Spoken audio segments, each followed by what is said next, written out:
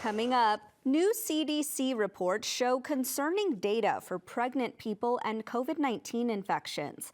Rapid City invests in brick and mortar for Native Americans. And for Pride Month, we visit a two-spirit powwow in San Francisco. Next on the ICT Newscast. This program is made possible by the Corporation for Public Broadcasting, a private corporation funded by the American people. Support for the ICT Newscast with Aaliyah Chavez comes from the Arizona PBS studios in Phoenix at the Walter Cronkite School of Journalism and Mass Communications at Arizona State University.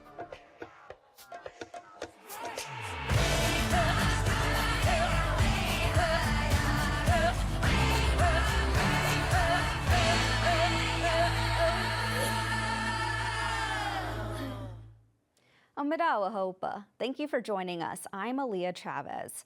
We open in Washington, D.C., where the U.S. Supreme Court has ruled that two tribes were shortchanged by the Indian Health Service when they took over management of tribal health care. The IHS refused to cover overhead costs when the San Carlos Apache tribe and the Northern Arapaho tribe began running tribal health services. The court ruled 5-4 last week that the tribes are owed millions to cover billing and other functions.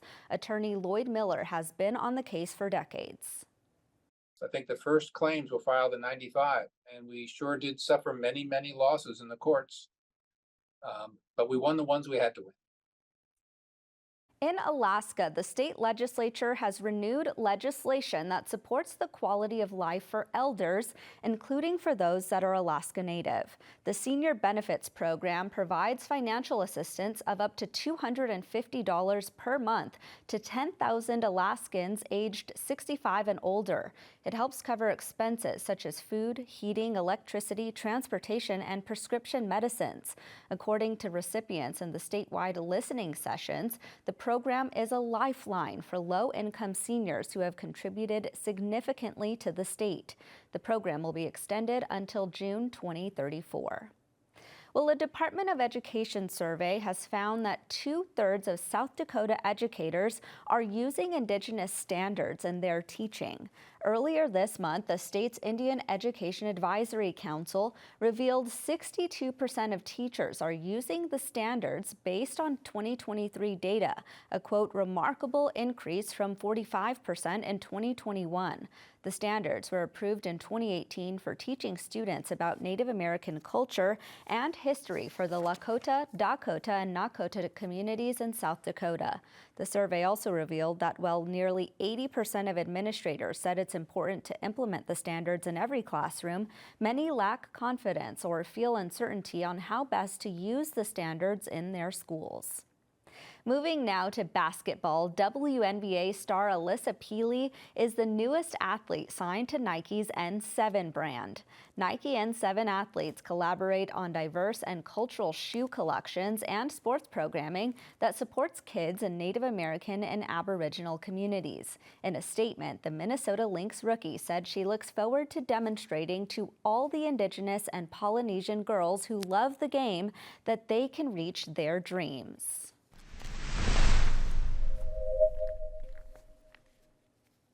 Rapid City, South Dakota is home to a vibrant urban Native population. Natives comprise as much as a quarter of the population, but it has never had a Native American community center by and for those people, and that may be changing. Stuart Huntington caught up with the folks behind the work to build the Hisapa Otipi Community Center.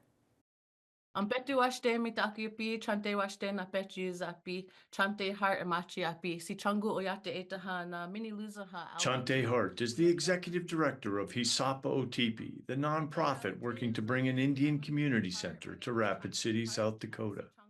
Chante, welcome. Tell us about your center. Our city has been in dire need for a space for our Indigenous community to host cultural events and to have our traditional wakes and funerals. And so for decades, we have not had a community center. And so We are working on the shoulders of our grandmothers and those that have come before us that have created all these efforts to create a community center.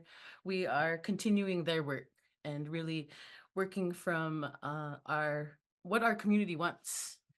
Gesapa Otipi, Gesapa means the sacred Black Hills, and Otipi is the center. And so we really want to be a place for our Indigenous people who have been here for thousands of years, for a place to call home.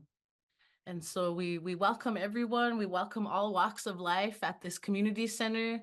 And we really are excited to be a place that can encourage people to learn more about us. Chante, who are the people of the Rapid City urban Indian community? We are the people of the Ocheti Shakoi, and we are Lakota, Nakota, and Dakota, but we're not the only Indigenous tribes here. There's over 69 tribes represented here in Rapid City. We're about 24% of the community. So we need a place that really shows the rich history and culture of our city, because this is Mini Luzaha, and it's been Mini Luzaha before it was Rapid City, and we were here before it was Rapid City, and we'll continue to be here. So we really need a place that reconnects our spirits to our family, our community, our cultural identity, and that's the whole purpose of our community center. And you're starting to get some resources. Last year, Indian Collective owns about 100 acres on North Rapid, and they donated 5 to 6 acres to us to create a community center. And after years and years of lobbying, the city of Rapid City agreed in March to give you $9 million towards the project.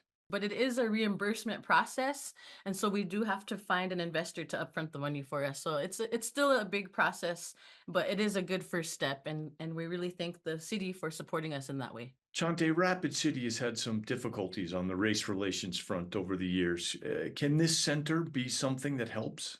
Rapid City does have a long history of injustices towards our people. Our people do get treated unequally here. We want to get rid of the nickname of our city, Racist City.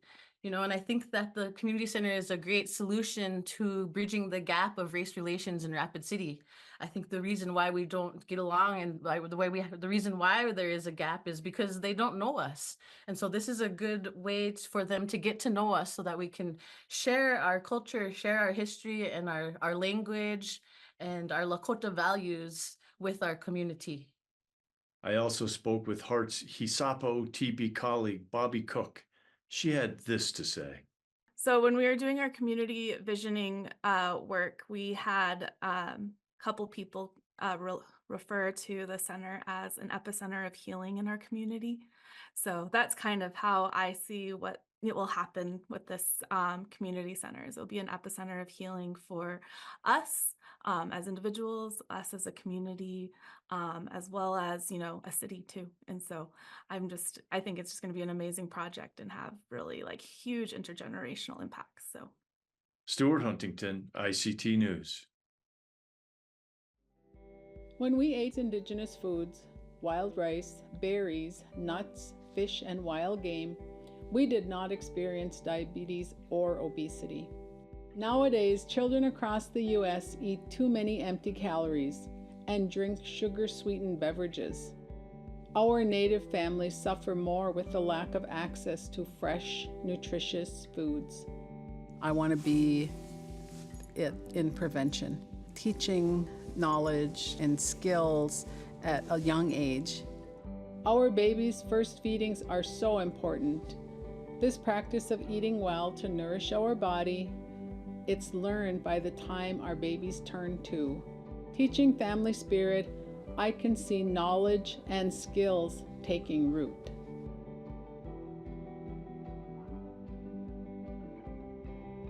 We want our children to get the benefits of breast milk, nurse as long as possible, then learn to eat healthy and avoid soda pop and eat fresh foods.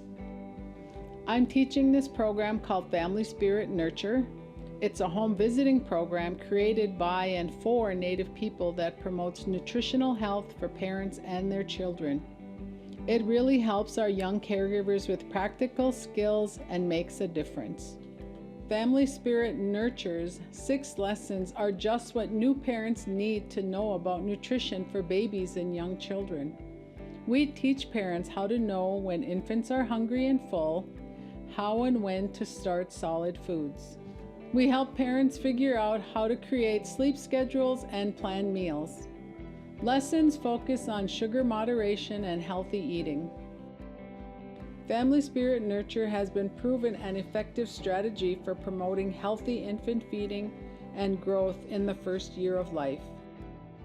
Based on demand, the Family Spirit team at the Johns Hopkins Center for Indigenous Health is making Family Spirit Nurture available for any community to adopt.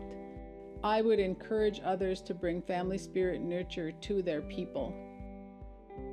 My vision of our community is that we have these babies growing up healthy, overall, mentally, emotionally, spiritually, and physically. We're going to have these beautiful kids living that good life and having the value system our ancestors meant for us to practice.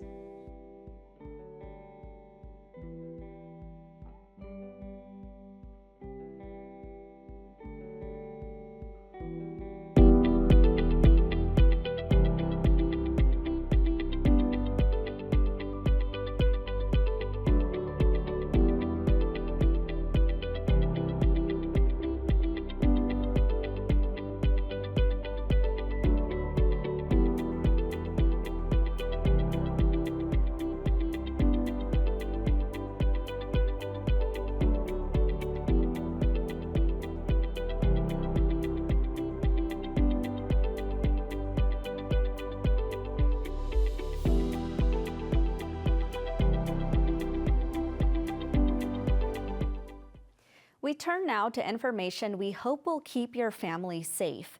New data from the Centers for Disease Control and Prevention shows how COVID-19 impacted pregnancy-related deaths in 2020. It shows that the leading cause of death for pregnant American Indian and Alaska Native people was COVID-19 infection and mental health issues. CDC epidemiologist Ashley Busacker explains this data for us. Ashley, thank you so much for being here. How would you describe the data points for American Indian and Alaska Native women in this report? Is it safe to say that it's statistically alarming? Yeah, I think we were alarmed and also expecting, based on what we knew from the COVID-19 pandemic, that it hit American Indian and Alaska Native communities hard. We see that data reflected in the pregnancy-related deaths. One part of this report really stands out, and that's that of the pregnancy-related deaths in 2020, 84% were preventable. Yeah, and actually the number is even higher among the American Indian and Alaska Native deaths. It's 92% of those deaths were determined to be preventable. And we define preventable deaths as the committees determined that there's at least some chance of the death being averted by one or more changes to either patient or family, community, provider, facility, and or systems levels.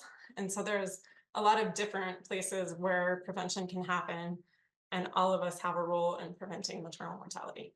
Talking about prevention, we know that other research from the CDC indicates that people who are pregnant or postpartum are more likely to get very sick from a COVID-19 infection when compared to those who aren't pregnant. So tell us, is it safe for pregnant people to get a COVID-19 vaccination? Yes, COVID-19 is still a threat today, especially for pregnant people and other vulnerable populations. And CDC continues to recommend COVID-19 vaccination for pregnant people to help protect both themselves and their babies. If you were talking to American Indian and Alaska Native families directly, what is the bottom line here? I think there are too many people, too many American Indian and Alaska Native people dying of pregnancy-related death. We know that most of them are preventable. As far as for family members and support systems, if you have a pregnant loved one, you can help them, you can listen to their concerns, help to recognize urgent maternal warning signs that might require immediate attention. You can offer to attend medical visits or help ask questions and take notes to help receive the care you need, and really support pregnant and postpartum people who know their bodies best. They know that they can talk to their healthcare provider about any concerns they might have.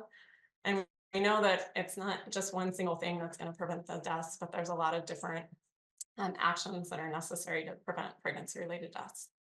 Very important information there. Ashley Busacker, thank you.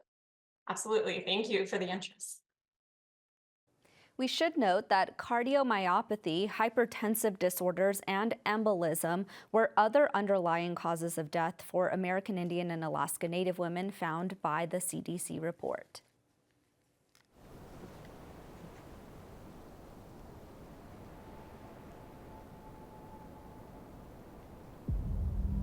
When I think about the reservation and my life there as a kid, it's a time and a place that I really yearn for because I spent that time with really formative people in my life teaching me what it meant to be Navajo. As Native Americans, substantial rights under the Constitution and laws of this country were going unenforced. Those traumas show up in our elders throughout our lives, throughout our parents' lives. A lot of the history is still impacting us to this day. There's something really powerful that happens when you articulate an injustice. And at NARF, we do that on all fronts.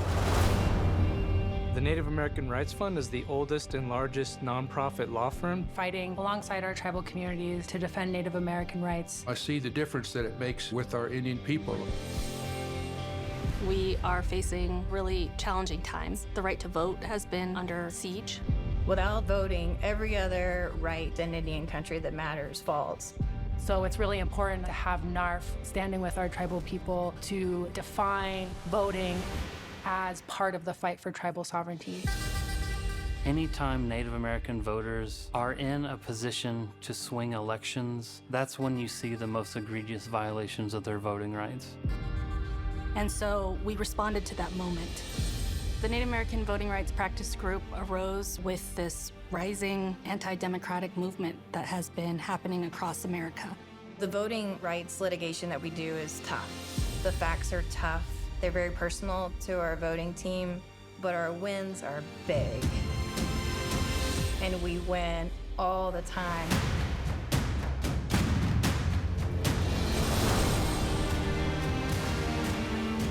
We have to be vigilant in terms of protecting our rights, just like we have these last 53 years.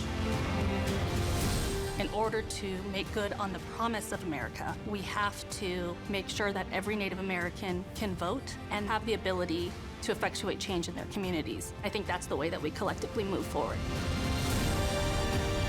The Native vote matters because it's important, because it makes change in all the states we work in. When our ballot box achieves justice for Native people,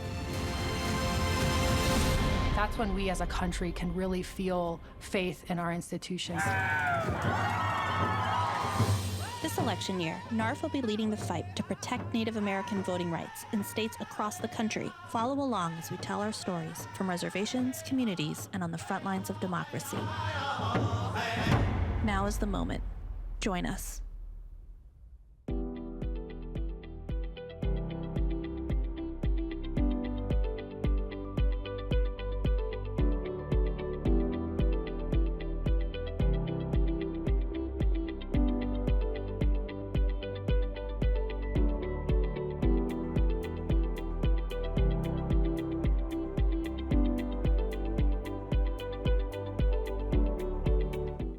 Two-spirit powwows are growing in size and in popularity across the country. They are inclusive gatherings to recognize and celebrate the LGBTQ+ community. We take you now to San Francisco, California for an inside look at what's believed to be the first two-spirit powwow in the U.S. I have this interview with Angel Fabian, who is the executive director of the the Bay Area American Indian Two-Spirits, also known as Bates. For the folks who didn't get the chance to attend the Bates Two-Spirit Powwow, tell us about it. The Bates Two-Spirit Powwow was funded as a need from Two-Spirit and Indigenous queer community members to be able to participate in our traditions. And over the years, we have been able to welcome back and create these spaces, these sober spaces, to welcome back folks into the sacred circle, whatever their gender expression, whatever they feel representing. And And it's a day-long event filled with amazing vendors, both Two-Spirit and allies, food vendors on the outside, and then inside the arena, the powwow, which includes gore dancing, includes mexicas, Two-Spirit mexicas were also participated, and then a lot of honoring of community members and visionaries that we have in our larger community. And then the dance contests, along with some amazing drummers. We had a northern drum, a southern drum, and then the categories, which um, are degendered. So we do not gender the categories. And then, like many traditions, including mine, my language is not gendered. And so we allow folks to present themselves as they need to present themselves. Describe to us how this event got its start to begin with, especially now that it's been in the making for over a decade. So this is the first open public Two-Spirit powwow in the nation and actually in the world. Initially, um, there was a need, and everything results as a result of a need for community members who did not feel welcome in traditional mainstream heterosexual, sometimes colonized spaces, and did not feel welcomed coming into those events or those circles as their authentic selves. And so, with permission and guidance from elders, community members in our Bates community, which is we're predominantly a volunteer-run organization, organized and spoke to folks and reached out to folks throughout Indian country and created this event 13 years ago. The first Bates powwow happened at the San Francisco LGBT Center. They did not know what to expect. Lo and behold, it was standing room only.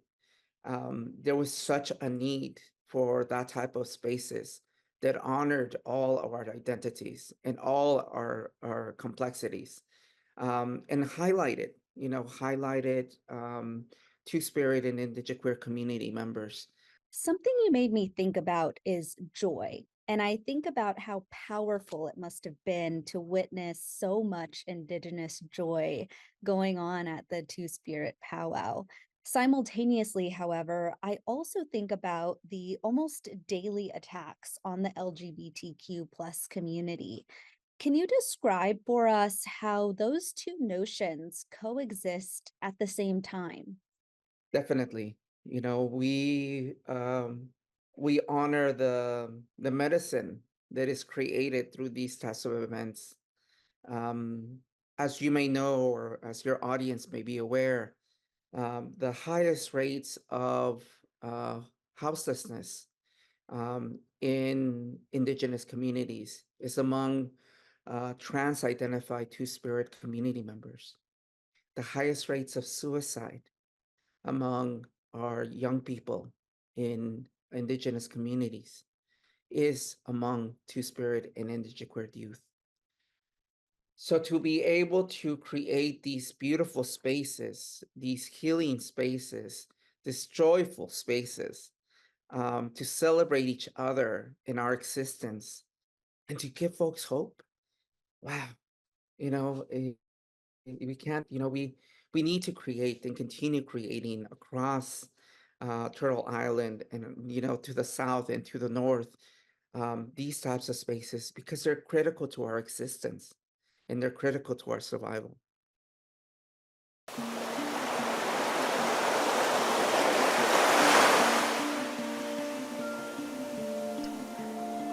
We are all children born of water. It is where all life begins. Water embraces and protects us. We revere it in our homes.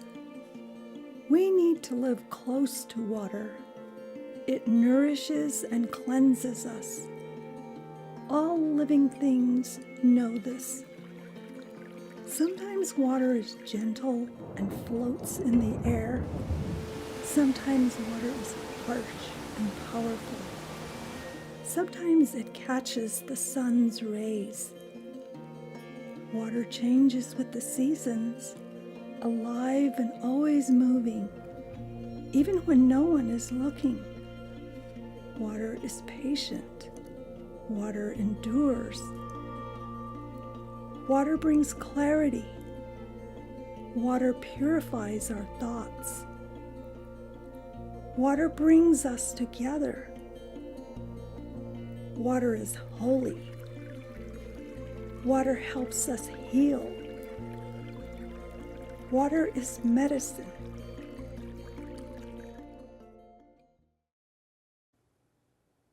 That is a slice of our Indigenous world. For all the latest, visit ictnews.org. From all of us in the newsroom, stay safe, my relatives.